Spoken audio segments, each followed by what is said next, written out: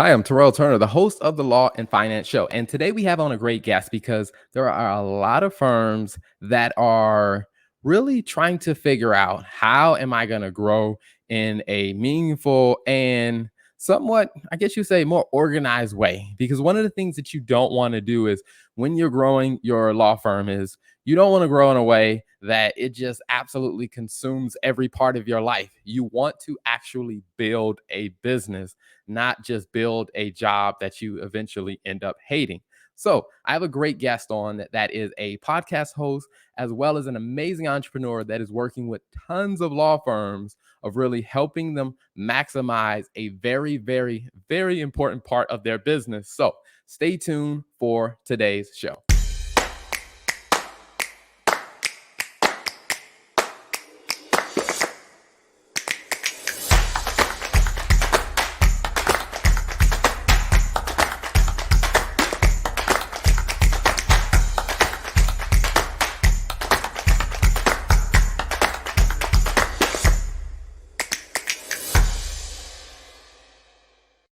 So, without further ado, let me bring my guest on. Melanie, welcome to the show. How are you?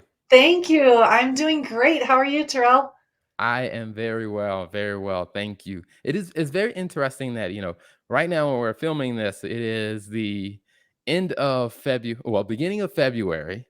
I feel like the year started and I just went into like a full all out sprint. Like how has it been for you? Yeah, I would agree with that. It's kind of like you have all these plans that you make kind of December time, and then the new year starts and you're just off to the races. And but eventually it catches up to you. So you got to pace yourself a little bit, I think. Absolutely. Yeah, I am definitely learning that because as I was telling someone, I was like, you know what, back when I was working in, a corporate job full time, it seemed like, the months just kind of moved a little slower. Now I constantly feel like, man, I wish I had like a couple more hours in the day or a couple more days in this month. Cause man, there's so much to wrap my arms around now as a business owner. That would be nice. I also was in watching your intro just now, reminding me that I need to also leave sometimes. And so I just booked our first vacation since COVID in the last 2 years. And it's going to come up in about a week and a half here, and I am super excited. Like I couldn't be more ready for this vacation. But I made sure to make it like a true vacation. Like there is no working on this vacation. And I'm really looking forward to that. So Nice, nice. I think you definitely need that. And I think that becomes a point that I think a lot of lawyers that I'm starting to talk to is like they have a challenge with being able to do that. And from my observation, it's what I'm noticing is like it's not that they actually built a business, like a law firm as a business. It's pretty much they just built a job. So now they can't leave because if they leave, then the business's revenue goes to zero. And it's just like, Mhm. yeah, that is not what you want. So I'm very excited to talk to you about, like I said, the work that you do. I mean, like I said, with the podcast that you have out as well. But before we jump into those details, tell us a little bit about your background. Sure. Yeah.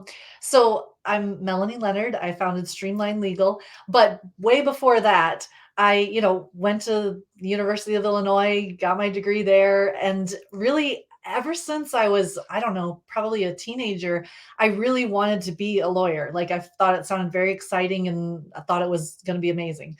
And it has been, frankly. So I went ahead and after graduating from the University of Illinois, I decided to go to law school. Loved law school, thought it was great. Graduated from law school and did what everybody else does when they graduate from law school. You get a job as a lawyer. So I practiced for a number of years with different firms and then decided to go out on my own. It just kind of got to a point where I was like, why am I doing it everybody else's way? Like, why don't I just do my own thing? And if I can have the flexibility that I imagined in owning my own business, then, that was really appealing to me. So after a couple of years of practicing, I started my own practice and I had that practice for about 13 years. and learned just a ton about building a business and growing a business and running a business. Because much like I'm sure many of your listeners, I didn't go to law school to start a business. I went to law school to be a lawyer. And so when I came out and thought of doing my own practice, I didn't know anything about running a business. I mean, other than maybe what I had seen, like, my dad was an entrepreneur. So I had seen a little bit of that when I was growing up. And my husband at the time owned his own business. And so I had seen a little of that. But, I didn't have any experience other than just kind of secondhand seeing what they had been doing. So yeah, I started my own practice, and really it's funny to me that after that many years, like, it took me a really long time to figure that stuff out. And then as at about 10 years in, I joined a coaching group, and I started it was kind of like all these things that I learned over 10 years, just kind of they were dishing them out in these small little bite-sized like lessons. And I was like, oh yeah, that makes a lot of sense. Like, I'm like, why didn't I find this 10 years ago and save myself like 9 years of struggle, right? But it was a really great experience. I'm glad to have owned the law firm. And eventually it just got to a point where I was frankly a little burnt out and really looking to do something else, and found that it was much more exciting for me to help other law firms grow than to build my own business. And so that's what led me to Streamline Legal. Nice, nice. It's one of those things that I find that, after you've kind of gone through it yourself, is like you probably stepped in all of the potholes. You've probably, hit all of the hurdles, Yep. and somehow you kind of pulled yourself together. And it's just like, even though you've learned it, it's just like, but I'm tired after all that I went through, but I still want to help others avoid some of Well, that. So that, and exactly, you're exactly right. Like, if I can help people avoid, 8, 9 years, 10 years of what I had to go through, to figure that all out on my own, to now be able to be a resource for other people, that's really what I'm trying to do, right? Because what I realized, when I was building my own practice was, just like anybody else, I have my strengths, I have my weaknesses. And one of my strengths was being able to systematize things. I mean, I was very fortunate to be able to find some software and some people that I was able to build a really great team and build that practice with. But that didn't come overnight, that's for sure. And so now to be able to take the things that I had, as a strength, and be able to share that with other people, I think is huge. I think it's just wonderful, because the reality is, not all attorneys, their brains don't always think systematically, right? It is, I really have come to figure out by meeting more attorneys and more paralegals and more people that work in law firms, that it's not something that comes naturally to a lot of people. And so to be able to share that with people and help them to, view their law firm as a business and as a place where we can build systems that will help us not have to be right on top of everything and doing everything ourselves, it to me was very freeing and very, very helpful. Nice. I love it. I love it. So now that you have owned a law firm, when it came down to, starting Streamline, what was that experience like? I mean, because it's related to law firms, but it's a slightly different type of business. What was kind of that early journey of starting Streamline like? Yeah, it's funny because I remember, before I started Streamlined, and I was, working at my law firm, building, growing, hiring, and I got to a point where I was like, I had a lot of friends in the industry that were asking for help with creating systems. And I was like, I really wanted to do that because I thought that was a lot of fun. For me personally, it was very gratifying. And so I would do that, but it got to a point where I was like, I can't build two businesses at once, right? As well as my law firm was chugging along, right? Like, it was still, I didn't feel like I could dedicate that kind of time and energy to both things. So I got to a point where I had to make a decision, right? Like, there weren't enough hours in the day and there wasn't enough energy, to be able to do that. And so I decided that, I had done the law firm thing for 13 years and it was time to move on, frankly. So I had a great opportunity to be able to sell the firm to another local, attorney, and be able to go ahead and use that money and start Streamline Legal. And it was a great transition. It was pretty fast. I mean, fortunately fortunately for me, I did residential real estate. And so I was able to wrap up most of my clients within about 30 days. They would, once they signed the contract and closed on the house, they were done. So I was able to wrap it up pretty quickly and be able to move forward. And it's just been great. Like I said, I really found that practicing law, while I enjoyed it for quite some time, was not really my passion. It Mhm. turns out my passion is more in building systems. And since I know law firms so intimately, it was a really great fit, or has been a really great fit. Mhm. Awesome. Now, I guess was that an emotional process for you of coming to that conclusion of like, I'm going to sell this thing that I struggled for years to build. Now I'm going to sell it. Absolutely, absolutely. And in fact, at the time, I had a business coach, and I told her what I was doing, and she said, "Oh, no, you can't do both at the same time." And I'm like, "Yes, I can." And she's like, "No, you can't." And I was very defiant. I was like, "Oh, yeah, I'm gonna do it." She's like, "Okay, whatever, like, I'll help, whatever I can do." And it was less than 90 days, I came back and I was like, yeah, I can't do it both. I'm like, I gotta make a decision. Because you're right, like emotionally, like I didn't want to let go. And what does it mean when you get rid of your firm? Does it mean you didn't succeed? Does it mean like what was the goal, right? And so for me personally, and I'm sure this is different for everybody, but for me personally, I got to a point where I thought this just really isn't serving me anymore. Like, what am I trying to get out of life, and what are my goals? And with the law firm, as with as much success as we had, and it was a great adventure, but at the same time, at that point in my life, I thought, it's not exciting to me anymore. I don't like wake up excited to go to work, kind of thing. So and it just wasn't filling the things I wanted to do with my life. So but you're right. It wasn't like an overnight switch. Like it definitely took some time to figure that out. And so yeah, it was an emotional change, but well worth it. And I'm glad I did it in hindsight. But you don't know that going into it, right? I mean, it Yeah. can be scary. Absolutely. Mhm. Yeah, I'm always curious. It's like, after you sell the business, like, because it is, the next day, let's say you're talking to someone who needed a real estate attorney. It's just like, how do you stop yourself from like, oh, I can, no, I don't do that No, anymore. and that's how I know it was the right decision, because I would have people call me after that, and I'd be like, "Nope, you gotta call, you gotta call this lawyer, you gotta call that lawyer." It was really quite easy for me to make those referrals, which is how I know I made the right decision, right? If I had been sitting there, like, struggling to be like, "Oh, well, maybe I could do it," then it might not have been the right decision. But no, in hindsight, like that, and at the time, I knew from that reaction that I was on the right path.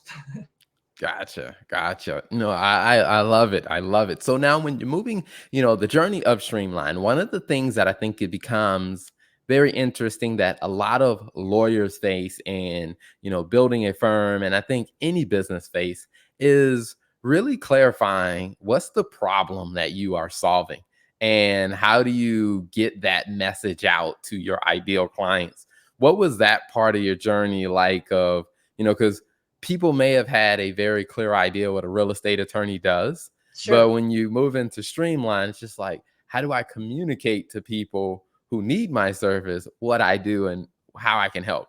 Yeah, and I'm glad you brought that up, because it's really been quite a discovery process on our part, right? Like when I first started and it was just me and I'm trying to like talk to every attorney I can find, right? Um it was all about, I'm going to help you with your technology, right? Like specifically, we were working and still do work with a lot of clients that use Clio as their practice management software. And so we were going around or I was going around talking about Clio this and Clio that and Clio that. And like I said, we still work with a lot of clients on Clio, but the reality is what I found out through the last 3 years that we've been doing this so far is that the software is not really the problem. Like everyone thinks the software is their problem, but honestly, it usually isn't. Usually the software is just the symptom of another problem. And what I found to be true is that the real issue underlying what they think is the software issue is the lack of any consistent, processes, or the way that we do things. And the trick is that technology and software in particular are very like straightforward, right? Like you either Mhm. have the data in there or you don't, or you put the data in there or you don't, or you pull the data out or you don't have it. And so you can't pull it out. There's no like, I mean, it's black and white with the software, right? There's no like, well, maybe we can get this data out. No, did you put it in? You can't get it out if you didn't put it in, right? So in my mind, like that's the easy thing to point to and to think, oh, this is, my problem. But the reality is, why isn't the data in there? Or why isn't the information in the software? Or why can't the software do what you want it to do? Because it doesn't have what it needs. And so, what I found was the bigger struggle that firms were having and continue to have is the automating, or not automating, I should say, but systematizing the way that they're doing things. So, for example, every time we prepare a divorce complaint or a petition, these are the 15 steps we take, right? Well, it wasn't that clear cut. It was like, oh, you need a divorce? Well, okay, so let's get this over here. And then this person might think of this. And, oh, well, this person knows she needs to do that. Well, did that person remember to do that? And, well, did you do it at the right time? It's very nebulous in a lot of firms. And so, that's just one example, of course. But I found that once those things were really tightened up and we had a clear, this person does this at this time and then that person does that at that time, once those are well defined, it makes the software so much easier because now when are we collecting the data? When do we put the data in? Who's putting the data in? And all of that information can go into the software, and you can use the software as robustly as it's designed and be able to analyze data and be able to have it trigger you for things and things like that. So, so it really became less of a we help you with the technology or the software and more of a we help you build the systems that will allow you to get the most out of your software. And so while we still do help with the software, of course, the focus is now on let's make sure that you're doing things consistently so that you can take advantage of the software, because the software is not going to guess. The software can't give you any, guesstimates, or at least not yet. Maybe in the future that AI is coming along, but for now, that's really what our focus is these days. We help law firms build systems to get the most out of their practice management software. Awesome. I love it. And I think that that becomes a very a very important thing for a lot of law firms and business owners to realize is that as technology has advanced, Mhm. as advanced as technology is, you know, it, it is still limited by what you put in it. Oh yeah, absolutely. And I think that that's really frustrating for a lot of people, I think, because and maybe it's the way that technology is marketed, I don't know, but like, you have this expectation of, well, I'm going to buy this software because it's going to solve this problem. And it might, but if you don't use the software the way it was designed or intended, it's probably not going to solve your problem as well as you want. So I feel like a lot of times people just buy the technology, they don't always even take the time to learn about it or how it works. They just kind of try and figure it out. And that can work for a little while, right? But you're not going to get the robust, features and responses that you want out of the software if you're not using it that way. Mhm. So I think that can be really frustrating to people. And if they take the time and energy and resources to actually get, whether it's training or however you're going to learn this software, then if you don't take the time and energy and resources to do that, then it's probably not going to work as well as it's advertised, and you are going to get frustrated. Gotcha, gotcha. Now, so one of the things that I'm curious about is as you work with, kind of your clients, what are some of the, I guess you would say, some of the immediate or the problems or the pain points that they talk about Mhm. that when you hear it, you're like, oh yeah, we can definitely help you. Yeah, I work with a lot of firms, unfortunately, that really struggle with billing, right? I mean, like billing is not something they teach in law school most of the time. It's not something that most attorneys enjoy, understandably so. So I think that because a lot of attorneys struggle with even just the mindset of, am I charging too much? Am I not charging enough? All that kind of stuff. There's so much that goes into it that I feel like they really struggle with that. And one of the things that we can really do to help with that is when you build a very straightforward and streamlined system to say, this is how we do our billing, this is when we do it, this is who does it. Give the client that expectation as well. This is what to expect from our billing. When you do that and make that all that much more clear, there's a lot less like, discretion and murkiness as to, well, we don't know, it might be this, it might be that. No, let's make some decisions. Let's make a very clear process and say, we do billing on this day of the month.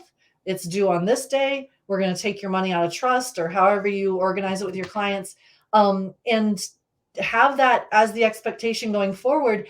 And it goes so much faster. Number one, you spend a lot less time dealing with it.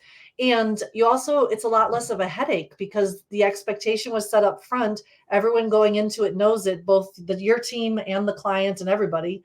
And it really becomes less of a hassle and less of a headache. And so I love doing that for firms because I feel like billing can be such a struggle, and it really doesn't need to be as big a struggle as some firms are making it out to be. So if we can come in and help them by, systematizing it, it really can make a huge difference within a firm, especially a small firm or a medium-sized firm. Mhm. Gotcha. Now, if people are like, okay, all right, I know the problems you just talked about, I have a serious problem in billing. Like, we're doing the work, and I know we're working on the cases, we're showing up in court, we're doing the hearings, but I'm not seeing it reflect in my bank account. I need some help on billing. What is the best way for them to get in contact with your company? Yeah, I'd love to share that. So, first of all, just to be clear, billing is like my prime example of the day. I think that's because it's the beginning of the month and a lot of people are thinking about it, frankly. But the reality is, a lot of people don't want to come to us with their billing issues because it's not really a real sexy kind of problem to have, right? Like no one wants to admit to it. So we get a lot more people coming to help them with automation or document automation or, the things that are really exciting, which is great. We love to do that stuff too. I just don't want people to think that, it's all fun and games. Like, the document automation is very fun and we will help you with that. But if we see an underlying problem like a billing issue, we're going to bring it up because we want you to be successful, right? We don't want anyone to have the false expectation that just because I can create my documents in 10 minutes, that's not going to save your whole firm from a billing disaster, right? Yeah. So we do like to try and find those things and point them out, regardless of what you hired us for, frankly.